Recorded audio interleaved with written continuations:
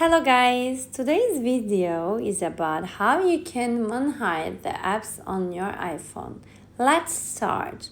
Let's scroll to the last page on the home screen until you see the search box at the top. There is a box at the bottom of the page where you can see the applications that say hidden. Click on that box. It will ask for Face ID.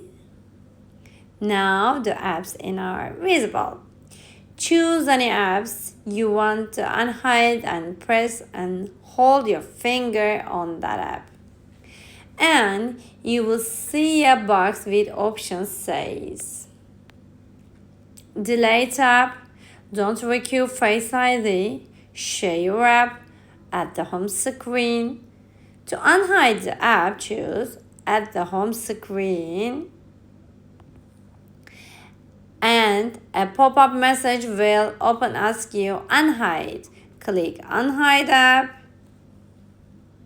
Now the application has been added to your screen again. I hope my video was what you were looking for, and please to show your support hit that like and subscribe button.